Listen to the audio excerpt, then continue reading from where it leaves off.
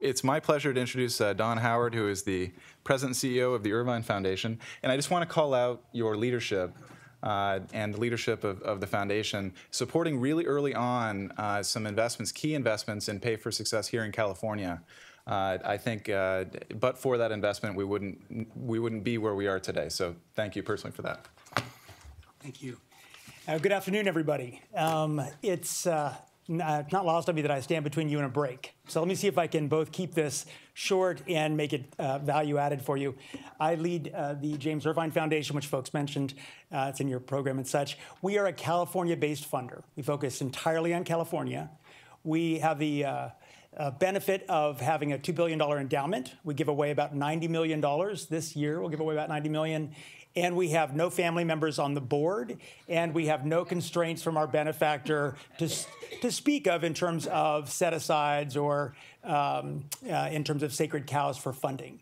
So I described that. Fred Blackwell said, you've seen one foundation, you've seen one foundation. That's our foundation.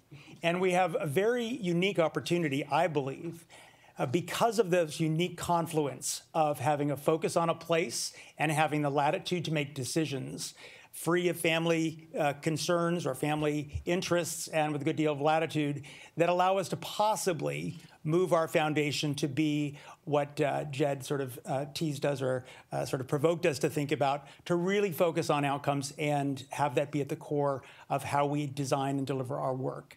So let me just tell you, I think we're preaching a bit to the converted here. I'm a believer, too. I believe in outcomes. I believe we have to change the way we fund human and social services in this country, and we need to do it now.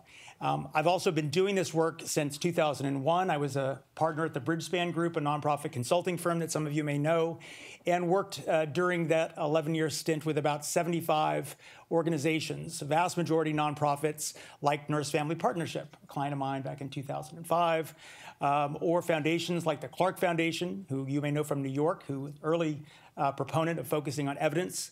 And even getting the chance to work with Fred and his team when he was at the city of San Francisco to try to reorganize public funding toward outcomes-based results in the neighborhood in Viz Valley and the Bayview here.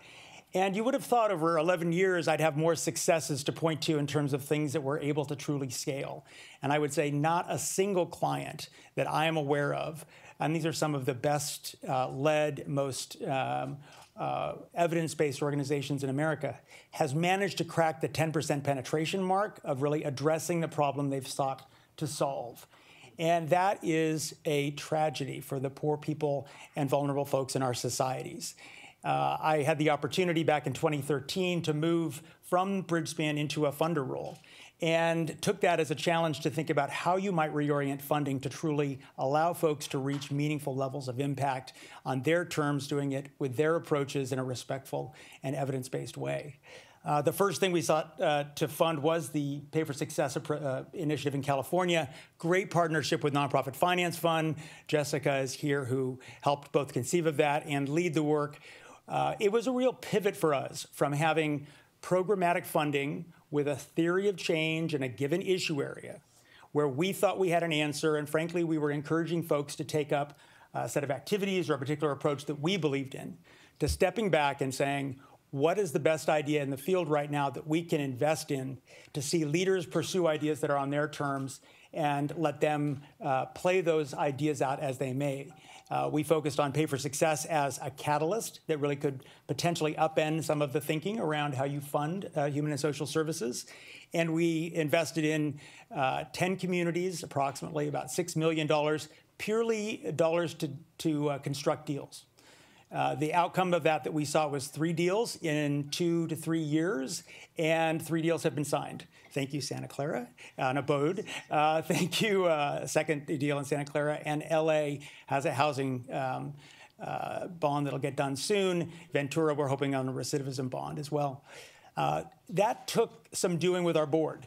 When you talk to folks and you say, we're going to put $2 million at stake per outcome, in this case, and it's not even getting the project started, it's just getting the agreement signed. And our board was keen to do it because they saw that Pay for Success could be a catalyst to reorient how funders worked with providers and how providers were able to finance and fund their work. We learned a lot in doing it, And in the context of that, I also moved into the CEO role at the foundation, and we've recast our work entirely toward a focus on outcomes. But I assure you, for those who are in the funding community or nonprofit community, I have been surprised at how much change is required. I wouldn't have anticipated going into this, having had a decade plus of work in this arena, that one foundation with the relatively good setup that we have would require so much change in order to reorient toward outcomes. First thing we did is we set goals for our work at the foundation level. We're focusing on expanding economic opportunity and political opportunity. That's a chance for a living wage and power in the political process. And we're focusing on Californians who are working but struggling with poverty. So those three anchors become our foundation-wide strategy, within which we're developing initiatives rather than programs. Each initiative is intended to have a set of outcomes and a budget envelope to achieve those outcomes. We are not developing theories of change for our initiatives. We are investing in the best grantees in each of the areas we're choosing. We've, during what we're calling a pilot phase for a couple of new initiatives, have invested about $40 million in about 25 organizations, general operating support, about $1.5 million per grant. And those are intended in two areas, one around career readiness and pathways to work, living wage work, the other around advancing power and influence for low-wage workers, worker organizing and policy development.